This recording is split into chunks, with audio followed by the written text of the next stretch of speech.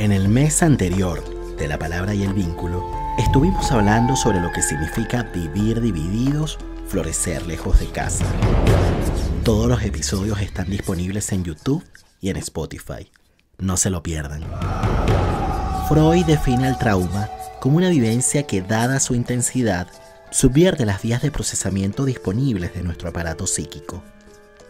Se trata de un accidente donde pareciera que salimos ilesos, pero que más tarde, con efecto retardado, podríamos experimentar sus secuelas.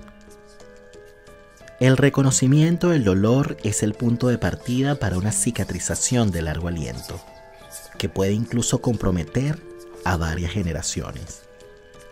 En palabras de Jean-Max Godelier, psicoanalista francés, parece claro que sin ese reconocimiento, los testimonios de sujetos abatidos por el dolor estarían destinados a permanecer en silencio como letras muertas, siendo precisamente esas letras mudas las que matan.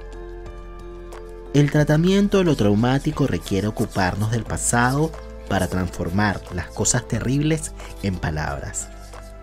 Es ahí cuando salimos del infierno, habiendo exorcizado demonios que se presentan bajo la forma de fantasmas con componentes traumáticos. En el mes de octubre, La Palabra y el Vínculo se convertirá en una caja de resonancia del dolor. Ustedes, los oyentes, cumplirán una función de testigo, porque el horror del trauma crece en la oscuridad del secreto y declina cuando una comunidad intenta ponerle fin a una normalidad normalizante, productora de locura y muerte. Yo soy Nelson Ruiz y les doy la bienvenida al ciclo de episodios del mes de octubre. Destinos de lo traumático, modos de tratamiento de lo insoportable. Y este episodio llega a ustedes gracias a Global Mind Therapy, consultora de psicología social orientada a la intervención de grupos, equipos de trabajo y comunidades, y al apoyo de todos ustedes a través de patreon.com/La Palabra y el Vínculo.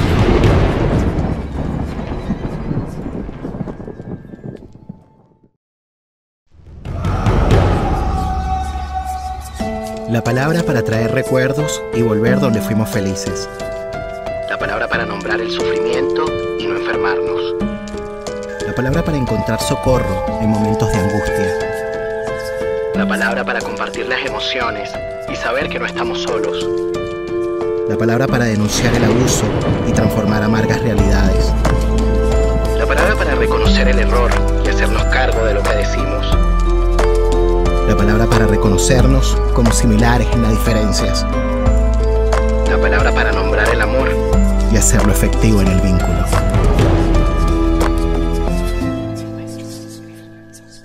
Damos la bienvenida a un nuevo episodio del podcast La Palabra y el Vínculo. Hoy nos encontramos con Joaquín Carrasco. Joaquín Carrasco es psicoanalista, él es chileno, miembro de la nueva escuela lacaniana, NEL, y de la Asociación Mundial de Psicoanálisis, AMP. Él es psicólogo de la Universidad Santiago de Chile, de la USACH, y es también magíster en clínica psicoanalítica. Yo te doy la bienvenida, Joaquín, ¿cómo estás? Bien, todo bien, Nelson. Muchas gracias por tu invitación. ¿Tú qué tal? ¿Cómo estás? Muy bien, muy contento de tenerte en este espacio. Me parece súper chévere que estés acá, sobre todo entendiendo, bueno, todo el tiempo que le has dedicado al psicoanálisis. Te decía que estábamos en la misma casa, en la misma ciudad, pero no nos habíamos conocido, así que es un gusto tenerte en el podcast de La Palabra y el Vínculo, también sabiendo que antes también te dedicabas a hacer entrevistas. En algún tiempo, me parece que por ahí por el 2011, llegué a leer algunas de las entrevistas que hacías, que creo que se llamaba El Espacio de Entrevistas, ¿no? Sí, fue un blog, una iniciativa que tuvimos primero con una gran amiga en la universidad, donde entrevistábamos efectivamente a psicoanalistas sobre distintos temas. Después hacíamos la transcripción y lo publicábamos en el blog como un material, digamos, disponible, abierto, y después también se fueron sumando más colegas. Fue una linda experiencia. Sí, no, era muy interesante. Además, como dicen en Chile, la media pega, porque entiendo que detrás de eso había mucho trabajo. Sí, y bueno, sí. Me parece que duraste más o menos como 1 año, 2 años en eso. Fue hasta más. ¿Un poco más? No, sí. No me acuerdo cuánto, pero habrán sido por lo menos unos 3 años, yo creo. Unos en 3 total. años.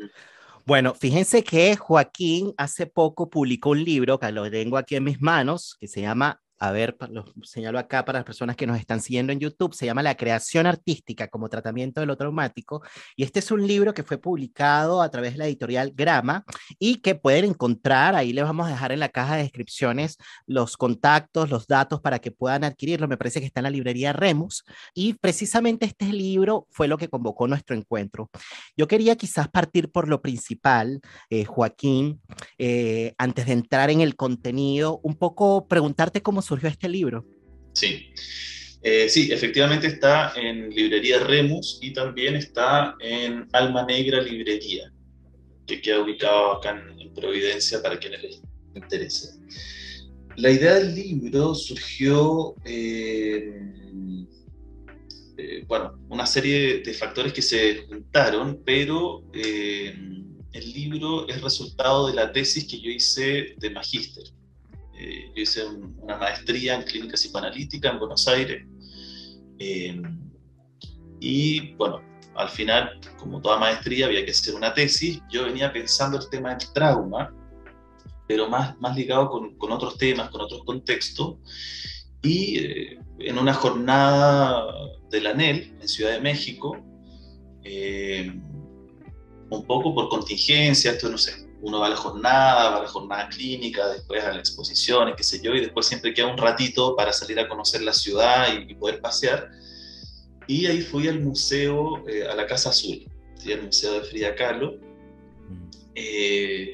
Quedo fascinado, salgo totalmente fascinado de la experiencia de encontrarme con... Yo la verdad es que, por supuesto, conocía a Frida Kahlo porque, bueno, es un referente a nivel cultural y en fin, pero conocer un poquito más respecto de su vida, respecto de su obra, tanto pictórica como no pictórica, salí alucinando y esa noche había una fiesta con colegas, se lo comento a un colega amigo muy querido y él me dice, cuando hablas de este tema se nota que hay un deseo, digamos, decidido por trabajarlo, y ahí lo que yo venía pensando para la tesis de maestría se dio un giro radical y fue, porque además era un tema que no, como que no avanzaba, como que no andaba.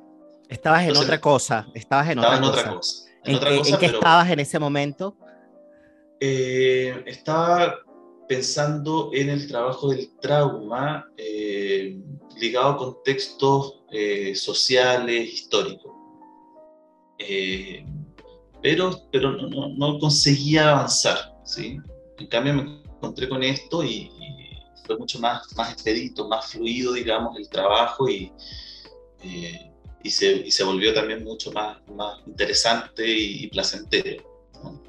Pero de esa manera surgió, finalmente, por una contingencia, de una jornada, de un ratito que me pude escapar, ir a un museo, en fin. ¿Esto fue en qué año? Esto fue en octubre del 2018, en unas jornadas de la ANEL en Ciudad de México, que se tituló ¿Qué madres hoy?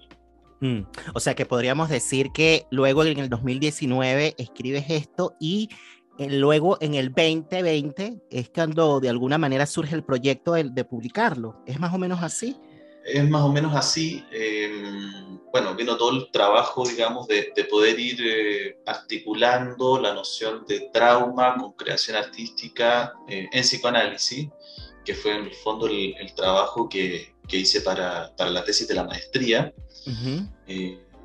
Y bueno, cuando finalmente defiendo la tesis, el jurado da la recomendación, digamos, de publicarla, y ahí surge la idea entonces de hablar con la editorial y todo el proceso que viene después de ir editando y finalmente que salga el libro. No, porque pensaba a propósito de esto del tiempo, ¿no? Y de lo difícil que fue el 2020, ¿no? Que me imagino que vino a traer un aire rico en ese tiempo, esta posibilidad, ¿no? Pensando justamente en lo placentero que fue para ti escribirla, pensarla, ¿no? La investigación. Sí. Entonces, claro, este es un libro que de verdad recomiendo. Yo, bueno, yo estoy empezando a leerlo, empecé a leerlo justamente para tener la conversación con Joaquín, pero está muy bien escrito y además me parece que a pesar pesar de que está escrito en clave lacaniana, es comprensible. Y digo a pesar porque claramente todos conocemos que, bueno, que leer a Lacan no es tan sencillo, ¿no? Todos lo sabemos, pero me parece que para una persona que no conocen de Lacan, pueden aproximarse, digamos, a este texto porque me parece que está muy bien escrito, tiene unos momentos como esquemáticos, pero también desarrolla, ¿no? Trae muchos ejemplos y bueno, a propósito de la obra de Frida, ¿no? Y también de la vida de Frida, que nos permite justamente comprender un poquito más de qué va la hipótesis, ¿no? De la investigación de Joaquín, bueno, que tiene que ver justamente con la creación artística como tratamiento de lo traumático. Y bueno, ahí sí vamos a entrar entonces en contenido y antes de meternos con Frida, porque Frida es la que quizás nos va a ayudar a eliminar todo esto, quizás ir primero desde lo más macro, ¿no? ¿Qué entendemos por trauma desde el psicoanálisis y cuál es su vinculación con lo artístico, ¿no? ¿Cómo vincularlo con el arte? Bueno, pienso que el trauma es un tema que ha estado presente desde el origen mismo del psicoanálisis, ¿no? Si vamos a revisar, por ejemplo, estudios sobre la histeria, ¿no? Los textos iniciales, fundacionales, si se quiere, del psicoanálisis, encontramos una tesis central en Freud, que es que el origen del síntoma en las pacientes histéricas que atendía en ese momento tenía la base un trauma, ¿no? Un trauma que desde una perspectiva freudiana, desde una perspectiva económica, remite a un exceso que no consigue ser tramitado por parte del aparato psíquico, como se lo decimos en términos freudianos. Y bueno, ahí hay una serie de elaboraciones muy interesantes, por ejemplo, cómo Freud va a concebir en cierto momento el trauma en dos tiempos. Hay un caso que puede ser muy interesante para revisar, el caso Catarina. Entonces, desde el inicio, yo diría, el trauma tiene un lugar muy relevante en Freud y por ende para el psicoanálisis, ¿no? Se pudiera decir un montón de cosas respecto del trauma. Yo lo que tomé como elementos teóricos que permitieran ir haciendo una aproximación fue, por un lado, esta perspectiva económica del trauma en Freud, y luego, que va muy de la mano, lo que Lacan plantea en términos de el trauma como una irrupción de un real. Algo inasimilable. Algo inasimilable. Algo que, ahí por supuesto, que no aparece en el libro, pero que es muy importante para poder aproximarnos a la noción de trauma en Lacan. Nos podemos sostener mucho en los registros, ¿no? Real, simbólico, imaginario, en tanto, si hablamos de una irrupción de un real, es justamente algo que no consigue ser abordado, que no consigue ser circunscrito ni por lo simbólico ni por lo imaginario, ¿no? Uh-huh. Algo que queda completamente inasimilable para el sujeto. Uh-huh. Y en ese punto, como lo real no es algo que pueda ser eliminado, no pueda ser absorbido por los otros dos registros, lo único que queda es encontrar algún tipo de arreglo con lo real. Encontrar algún tipo de arreglo, encontrar algún tipo de bordeamiento. O de solución, como propones tú en tu libro. De solución, claro. Bueno, ahí has dicho varias cosas y fíjate que como este es un podcast que claramente escuchan más personas que se dedican a las cosas que nosotros hacemos, pues por supuesto te pueden seguir, pero también lo escuchan personas que no necesariamente son del campo ¿no? No necesariamente son psicoanalistas o psicólogos, ¿no?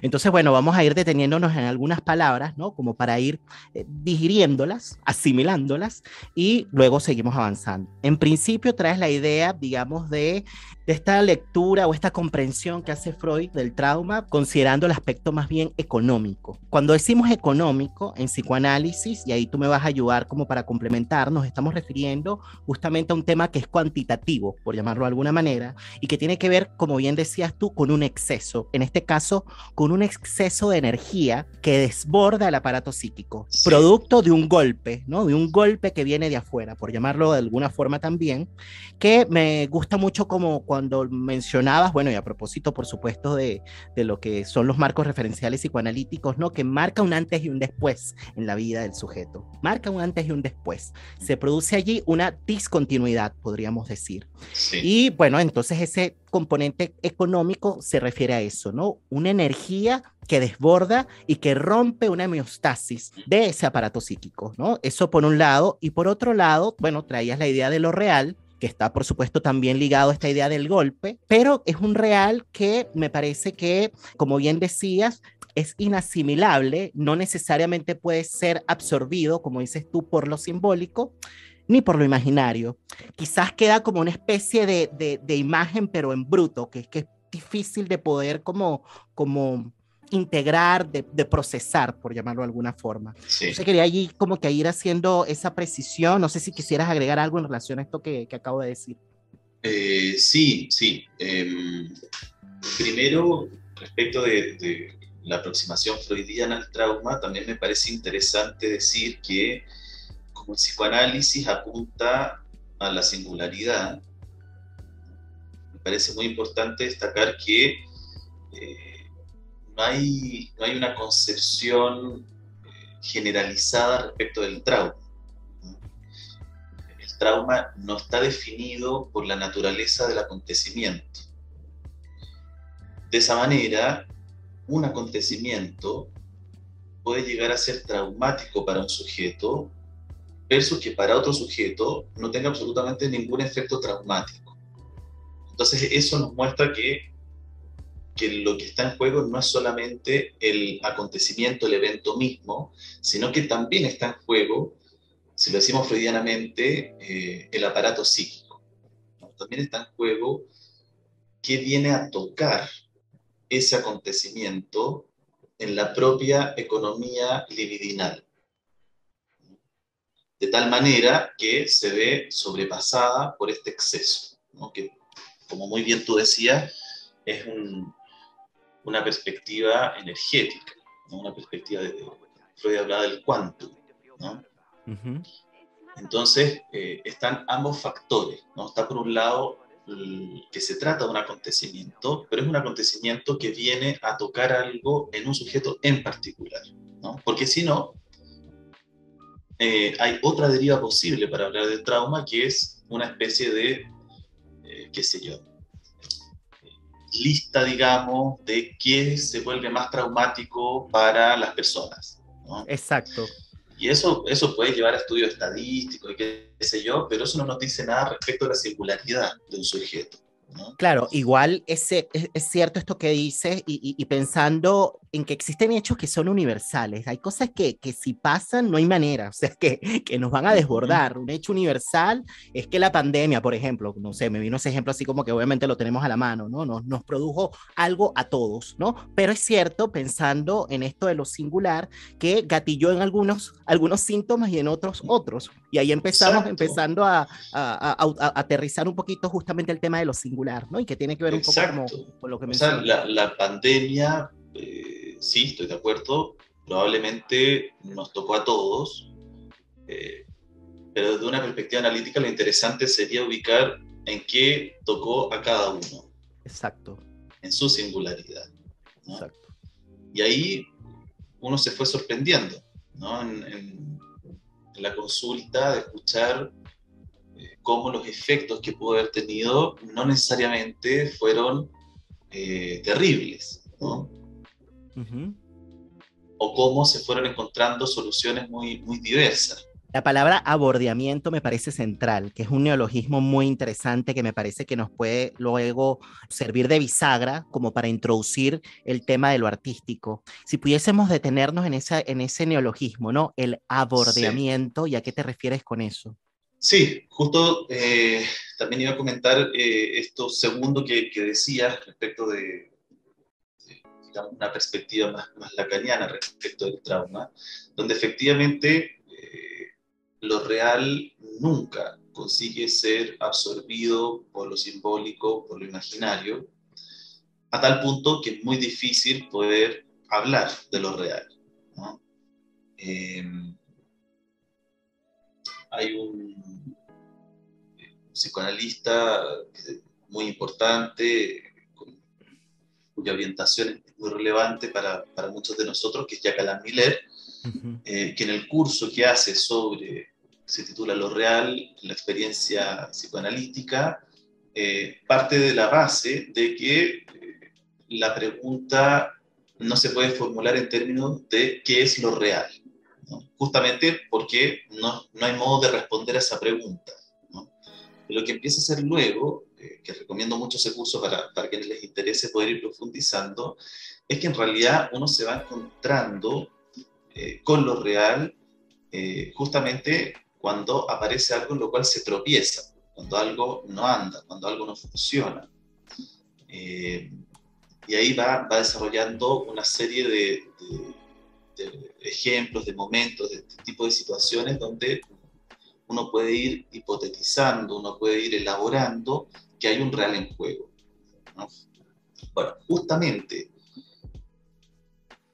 lo real a mí me parece que es un concepto, digamos, o una noción que nos permite hacer la articulación o una articulación posible entre creación artística y lo traumático, ¿no? Por un lado tenemos lo traumático como una irrupción de un real, donde finalmente cada sujeto se va a ver confrontado a tratar de encontrar algún tipo de solución, algún tipo de bordeamiento, alguna forma, de alguna manera nos la ingeniamos para poder lidiar con lo real, en el mejor de los casos y cada quien a su forma, ¿no? ¿Siempre un real tiene un potencial traumático o no necesariamente? En tanto viene a poner en jaque las coordenadas simbólico-imaginarias, uno pudiera decir que sí. Si pensamos, por ejemplo, la adolescencia de la mano de la pubertad, es un momento donde se experimenta algo desconocido, algo extraño para uno mismo. Para uno mismo, entendiéndose uno mismo con las coordenadas simbólico-imaginarias que se tienen en ese momento, ¿no? Que es fundamentalmente, si lo pensamos imaginariamente, la imagen o la idea de sí mismo como un niño. Y de pronto, este niño, esta niña, que tiene un determinado lugar dentro del discurso familiar, que tiene una determinada imagen respecto de sí mismo, se pone en jaque porque empieza a encontrarse, a experimentar algo completamente extraño a esa imagen. Por eso digo, de la mano de la pubertad, que es algo que enfatiza ahí también Freud. Y eso, por supuesto, que viene a mover las piezas, viene a desencajar lo que hasta el momento había encontrado, como tú decías, que es otro concepto relevante, una determinada homeostasis, ¿no? O sea, el aparato psíquico, si lo decimos freudianamente, que todo el tiempo está atravesado por ciertos conflictos, consigue un determinado equilibrio y de pronto emerge otra cosa que descoloca y que se vuelve extraña, y que lo interesante, yo diría, es que nos volvemos extraños para nosotros mismos, ¿no? Por otro lado,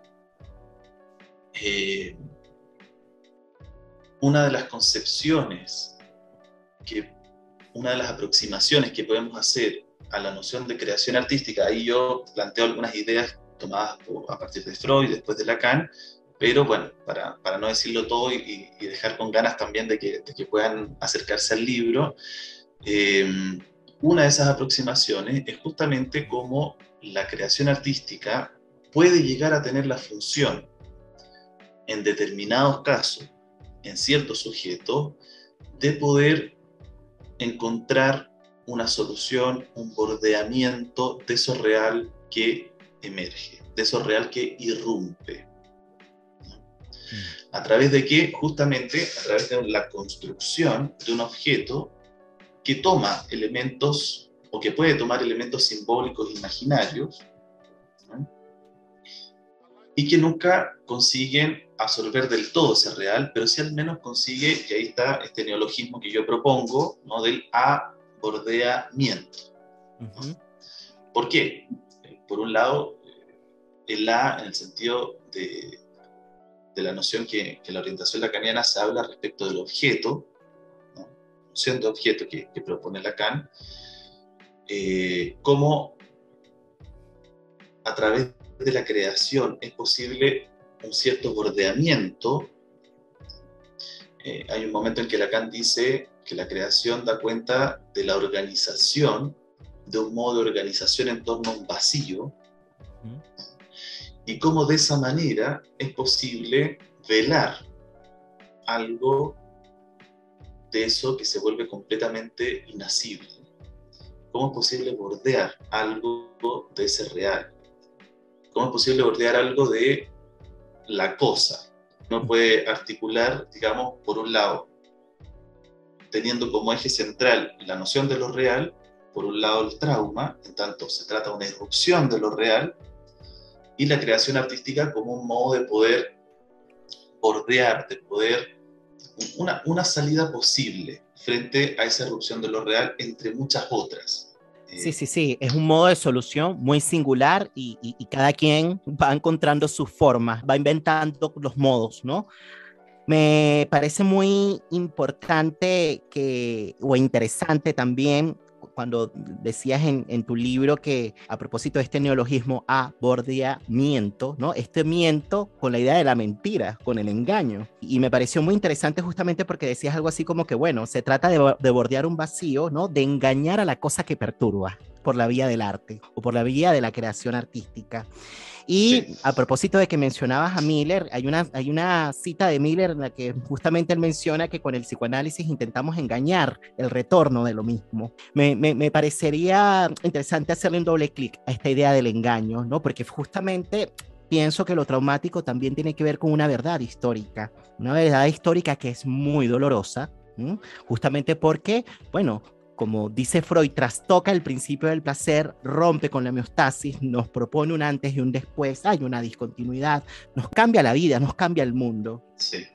Y con esta idea del engaño, ¿cómo relacionar esto, no? Como con esta idea de la verdad, ¿no? Porque no se trata de rechazar una verdad histórica, se trata de contonearla, de bordearla de alguna manera. Esta solución posible adquiere un estatuto justamente como que de un engaño, de algo con lo que intentamos de alguna manera sortear eso. Es un poco la manera como lo entiendo, pero quería escuchar un poco cómo lo ves tú. Sí, bueno, ahí también hay varias cosas que se pudieran decir en un esfuerzo, digamos, por tratar de... Darle sentido.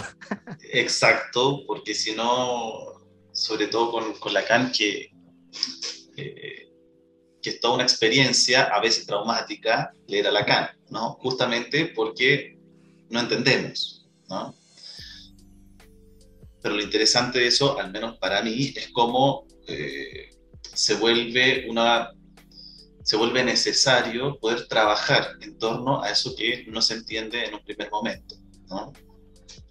Bueno, una de esas ideas que propone es cómo la verdad tiene una estructura de ficción.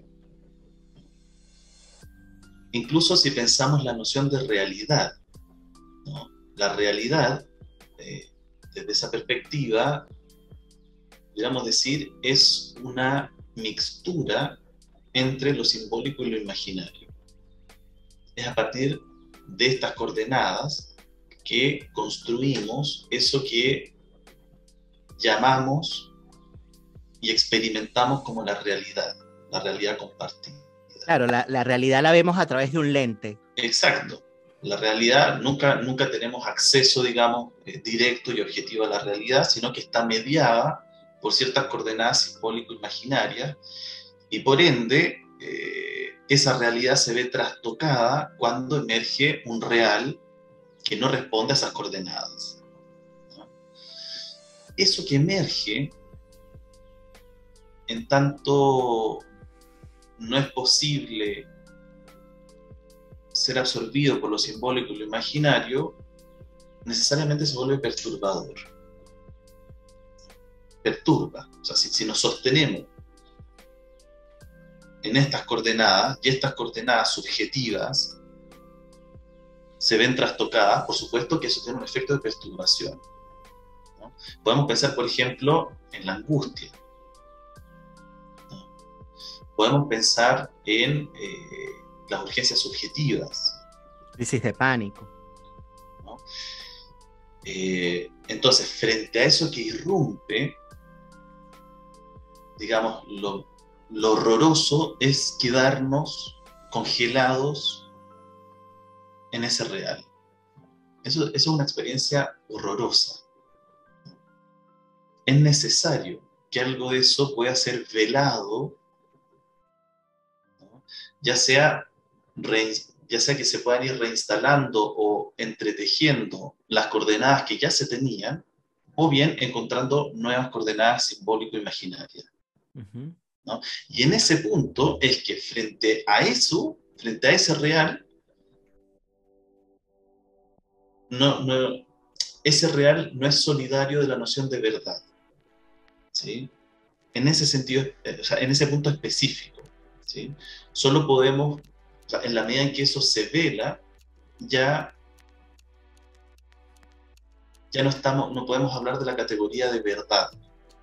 Pensaba que eso que se vela, Joaquín, tiene relación justamente, a ver si es que tiene relación, más bien te lo voy a plantear a modo de pregunta, ¿no? Eso que se vela tiene que ver con la muerte, para ponerlo en una categoría así como radical.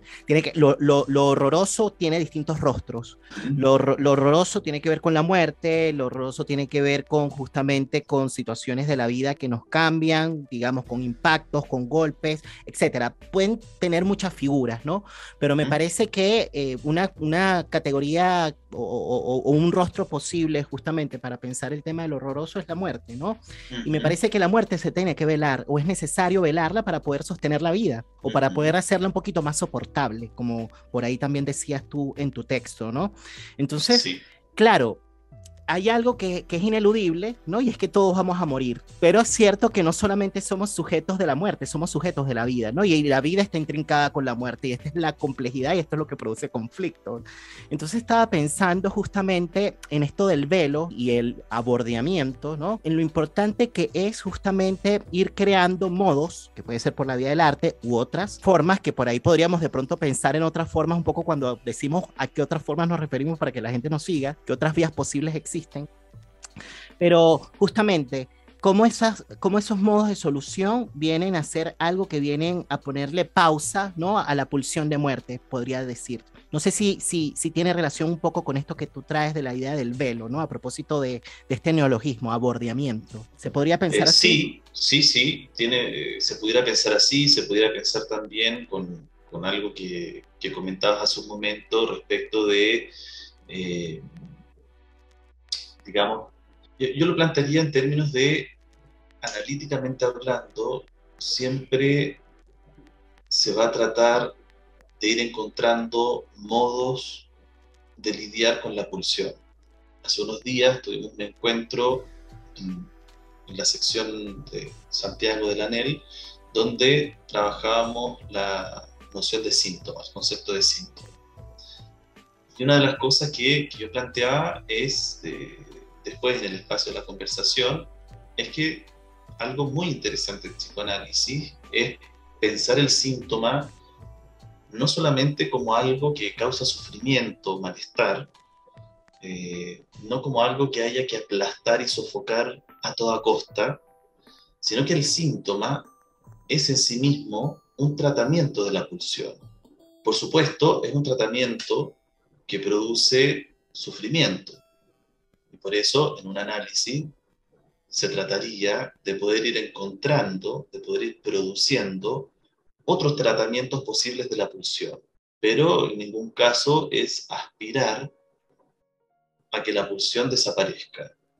Por supuesto, porque sería como... Pero ahí brevemente, ¿no? Para pensando en las personas que nos escuchan, ¿no? Si pudieses definir brevemente pulsión como para que te sigan la línea del pensamiento. O sea, menciono la pulsión porque la pulsión tiene, digamos, la pulsión va de la mano con lo real, ¿no? Con esto que veníamos hablando antes, ¿no? Si pensamos freudianamente lo real, necesariamente tenemos que hacer referencia a la noción de pulsión, ¿no? Y para decirlo, digamos, una aproximación bien genérica, digamos, Freud describe la pulsión como este concepto fronterizo entre lo somático y lo psíquico. De entrada, entonces, la pulsión es algo a lo cual no podemos acceder a través únicamente de representantes, ¿no? Hay algo de la pulsión que se escapa a la representación. Y que tiene que ver con el cuerpo. Que tiene que ver con el cuerpo, sí, tiene que ver con el cuerpo, pero me parecía interesante decir eso porque ahí es donde se emparenta con lo real, que hay algo de la pulsión que no consigue ser dicha, que no consigue ser tramitada, digamos, a través de significantes, a través de palabras, ¿no?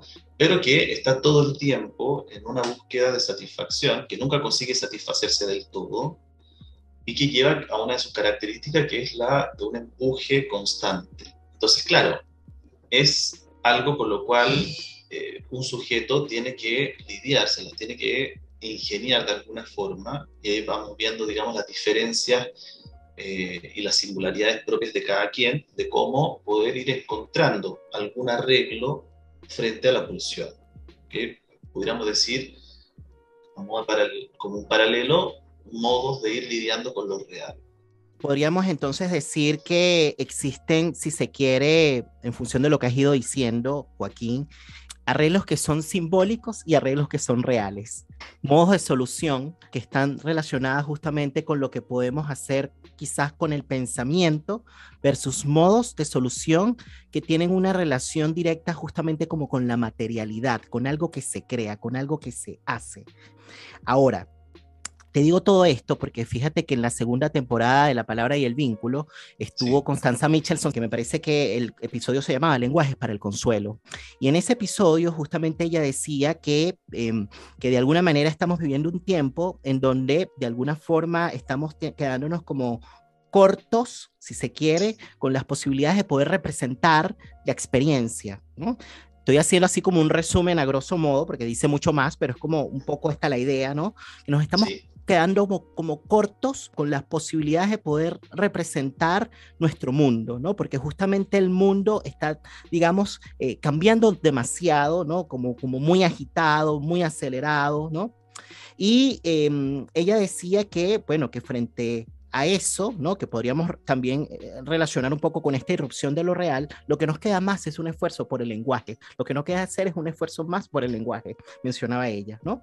Y este esfuerzo más por el lenguaje tiene que ver justamente con poder crear, decía, como resistencias mínimas psíquicas que nos permitan justamente hacer frente un poco como que a la vida, ¿no? Y estos consuelos los podemos ubicar de distintas formas, decía ella, ¿no? Lo podemos ubicar por la vía de la escucha, lo podemos ubicar por la vía, por ejemplo, qué sé yo, a través de cultivar, por ejemplo, la espiritualidad, a través del amor, mencionaba también.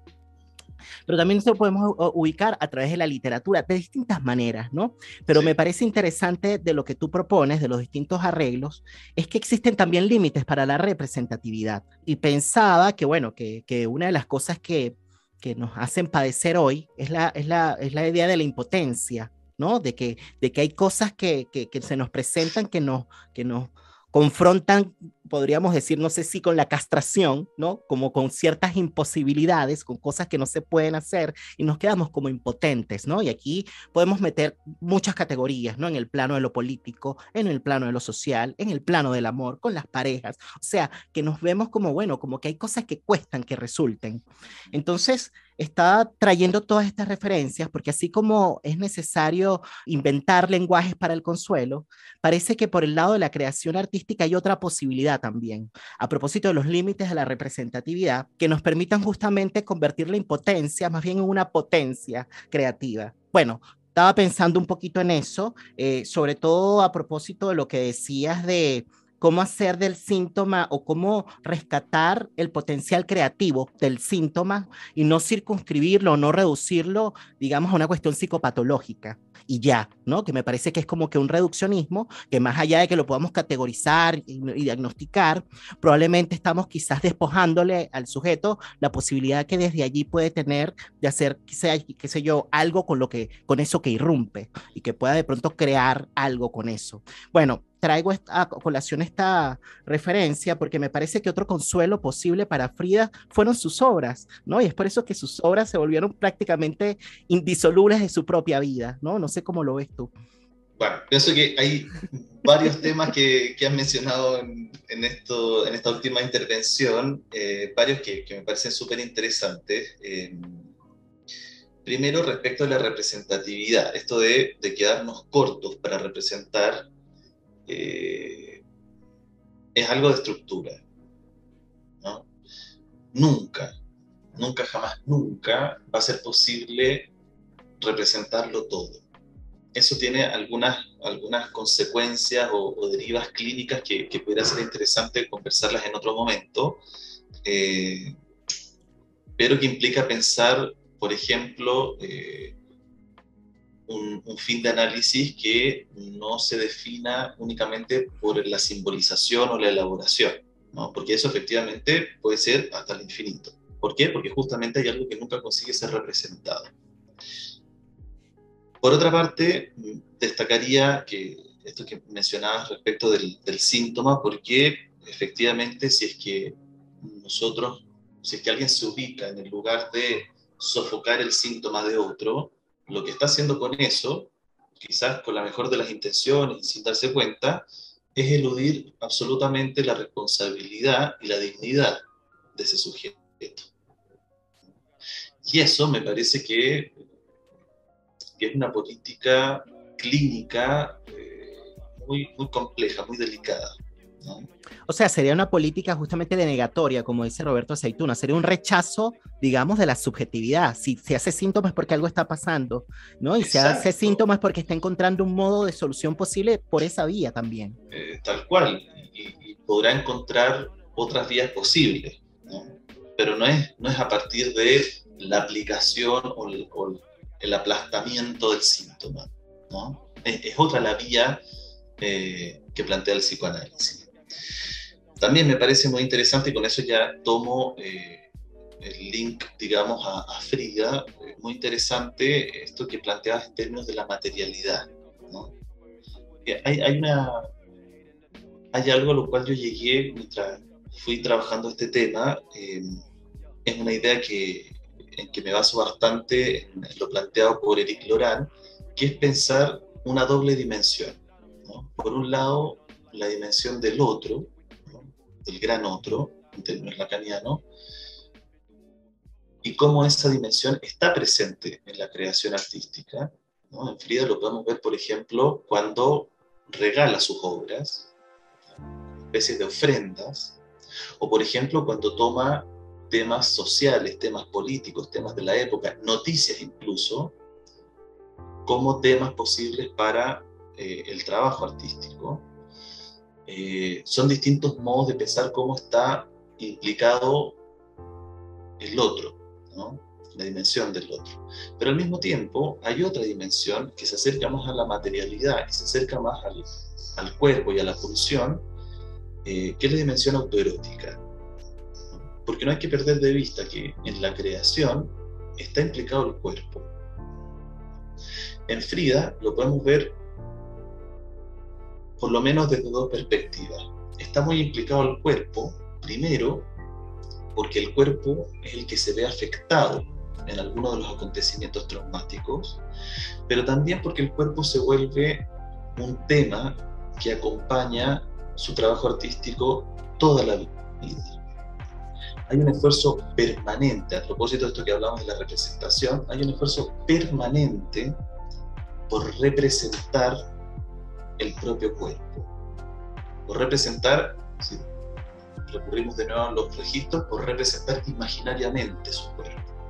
Claro, y ese esfuerzo permanente tiene que ver justamente con esta intención de velar lo real, porque claro, justamente porque el cuerpo, digamos, fue objeto, ¿no? de una catástrofe, de accidentes, de enfermedades, ¿no? Y una catástrofe que en lo real, ¿no? del cuerpo, pero también en lo imaginario. O sea, su cuerpo, su manera de representar el cuerpo cambió por completo, ¿no? Intentaba por la vía del arte darle una figurabilidad, un intento de darle figurabilidad a eso, ¿no? Podríamos pensar. Sí, lo pienso de esa manera. Entonces está por un lado un tratamiento imaginario respecto del propio cuerpo, pero también en otra dimensión más cercana a la pulsión está como el cuerpo está implicado en el acto de creación misma. El cuerpo, que si lo pensamos psicoanalíticamente, el cuerpo no solamente en términos imaginarios, sino ese cuerpo erógeno, ese cuerpo pulsional del que hablábamos al comienzo, tomando como referencia a Freud. Un cuerpo que está atravesado por la pulsión, ¿no? Por la satisfacción pulsional. Entonces, desde distintas perspectivas podemos decir, está implicado el cuerpo, y Frida no solo crea tomando materiales, digamos, que pudiéramos atribuir clásicamente al arte, como por ejemplo el lienzo, sino que va a ocupar el propio cuerpo como una superficie para la creación artística. Y ahí encontramos numerosos testimonios de gente que decía, bueno, estar con Frida era toda una experiencia artística en sí misma, una especie de performance, ¿no? Todo el tiempo que ocupaba para vestirse, para crear sus vestidos, para crear adornos, objetos, accesorios, ella misma se construye como un objeto artístico.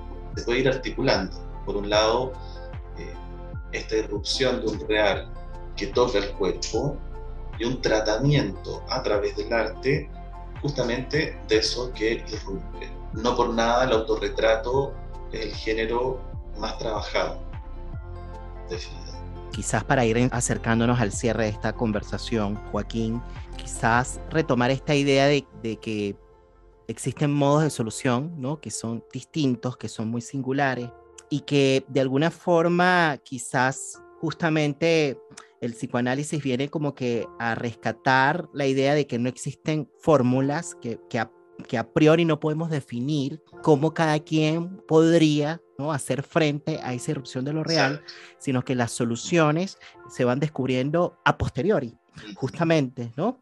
Y bueno, Frida, por ahí tú decías que por la vía del arte logró encontrar un saber hacer, ¿no? Con eso real que irrumpe, pero por ahí también mencionabas que el amor tuvo una participación importante y que se articulaba también con la creación artística, ¿no? A propósito de su relación con Diego. Sí. Entonces, podríamos comentar brevemente ya como para ir cerrando el papel que tiene el amor como para hacer frente a lo traumático, ¿no? De cómo lo podemos relacionar y con eso nos despedimos, ¿no? Sobre todo pensando en esta idea de que no hay amor sin vacío. Una forma de relacionarlo, se me ocurren dos ahora con la conversación, ¿no? Una es que hay un dato interesante y es que cuando esto lo relatan algunos biógrafos, mientras estaba relativamente estable la relación amorosa con Diego, había cierta tendencia a disminuir la producción de objetos artísticos. Eso pienso que es un dato que puede ser interesante para poder pensar cómo incide también ahí el amor. Y otra vertiente que me parece interesante sería tomar tanto el amor como el arte como dos experiencias que tienden a ser idealizadas. Y en el caso de Frida, pienso que son dos experiencias, dos dimensiones que muestran que en el origen no hay algo tan sublime. Y ahí solo lo menciono porque, bueno, no vamos a tener tiempo para trabajarlo, pero para quienes les interese, pienso que es muy interesante la tensión y la diferencia entre cómo Freud concibe la sublimación, ¿no? Muy de la mano del ideal, versus cómo la concibe Lacan, ya despojado un poco del ideal y más tomado por la noción de la cosa, un Heimlich, lo real, que podríamos decir se acerca mucho más al desecho, ¿no? Con los restos. ¿Sí? Un saber hacer con los restos, ¿sí? Sí. Más que algo ideal y sublime. Lo dejamos ahí para... Claro, cuando Joaquín trae esta idea de la sublimación, ojo que todos estos son conceptos que, bueno, que cada uno por sí solo daría para una conversación distinta, ¿no? En el podcast, pero bueno, cuando habla de la sublimación, pensándolo de manera genérica, es como uno de los destinos posibles de la pulsión, dice Freud, y es una de las formas que va encontrando el sujeto justamente de ir descubriendo como que la forma, ¿no? De arreglársela justamente con eso que irrumpe, y por eso es que tiene mucha relación justamente con esta idea del desecho, bueno, del desecho, de las ruinas, de los restos, pero también tiene relación con el horror, yo diría, ¿no? A propósito de lo que estábamos hablando al inicio de esta conversación. Y claro, volviendo a la idea del arte, tampoco caer como que en la caricatura de que, o caer en la ilusión de que se puede de alguna manera predefinir qué es lo que se tendría que hacer. Son experiencias, como tú decías, que surgen, ¿no? Que de forma espontánea, para decirlo en simple, como sucede también con el amor. No son cuestiones que se pueden gestionar, justamente porque tienen un carácter de inconsciente, ¿no? Y esto es lo interesante, ¿no? Su potencial creativo tiene relación justamente con eso, ¿no? Con que hay algo que viene desde otro lugar y que luego empuja al sujeto luego a hacerlo. Por eso es que, bueno, cuando te cae la flecha de Cupido no hay forma. O te embarcas y, bueno, después descubres qué va a pasar, ¿no? Un poco también pasa con el tema del arte, ¿no? Pero claro, va pasando el tiempo y vas encontrando una satisfacción, como decías tú, allí pulsional, que es lo que permite que justamente de a poco se pueda ir bordeando, ¿no? Ese vacío, ¿no? Se pueda ir produciendo ese abordeamiento que nos haga un poquito más soportable la vida y que nos permita justamente lograr seguir, ¿no? El camino, por ahí como tú decías también en tu libro. Solo una breve interrupción a propósito de la metáfora que ocupas, ¿no? Y esto que trataba de decir, de poder tomar distancia un poco del ideal, la flecha de Cupido también nos puede llevar a lo peor. Solo agregar eso. Nos puede llevar a lo peor y bueno, como para dejarlo en suspenso, esto tiene mucho que ver con la conversación que tuve con Florencia Badi. Les voy a dejar el link aquí arriba en la segunda temporada del podcast, ¿no? A propósito de su libro El sacrificio de Narciso.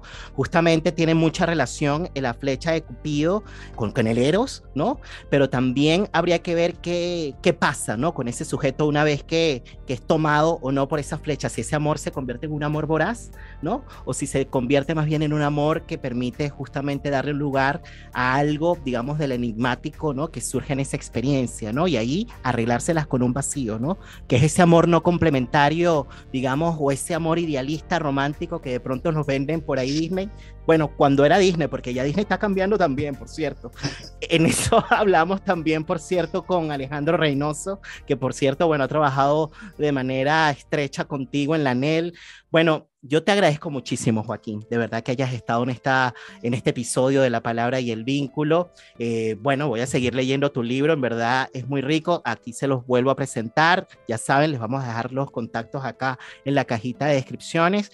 Bueno, más nada que decir, yo no sé si querías agregar algo antes de despedirnos, Joaquín. Solamente agradecerte, Nelson, por la conversación, muy interesante y bueno, como toda buena conversación, quedan varios puntos ahí en suspenso para seguir trabajándolos en otro momento. Así que muchas gracias por la invitación. Gracias a ti y de esta manera, bueno, damos cierre a un nuevo episodio de La Palabra y el Vínculo. Nos estamos viendo la próxima semana. Cuídense mucho y que estén bien. Chao. Para Joaquín hay un real que no permite anticipar un tratamiento para lo traumático. Cada sujeto va encontrando su propia solución. Las múltiples salidas ante lo traumático pueden ser ubicadas a posteriori. Frida Kahlo es de esos casos en que no es fácil distinguir la obra de la vida del artista. A partir de sus enfermedades y accidentes, supo hacer obras de arte. Encontró en la creación artística un medio de sobrevivencia. Podría decirse que convirtió a su cuerpo en un objeto de arte. Dice Joaquín que el objeto artístico viene a bordear lo imposible de representar. El objeto artístico se constituye a partir del desecho. de los restos, de aquello que perturba, de lo que no anda bien. No consigue suprimir lo real, pero quizás logra engañarlo un poco, lo hace menos insoportable. Yo soy Nelson Ruiz y esto fue Engañar lo que perturba, en el marco de la tercera temporada de La Palabra y el Vínculo. Se puede vivir una vida en la que no se haga otra cosa que escapar de uno mismo. El psicoanálisis se propone como objetivo hacernos descubrir todo lo que ignoramos, hacernos afrontar lo penoso, lo más escandaloso de nuestro ser. No solamente los deseos eróticos prohibidos, sino también nuestra ambición por el poder, nuestra avaricia insospechada, nuestro narcisismo infantil, nuestra agresividad asesina, nuestra locura. ¿Cuáles son las consecuencias de aquellos que viven cómodamente a distancia de su inconsciente? ¿Cuántas vidas arruinadas por la falta de palabras y vínculos que iluminen la oscuridad? Nos dicen que los fantasmas no existen, pero todos sabemos que no es cierto. Existen y pueden ser sobrevivientes.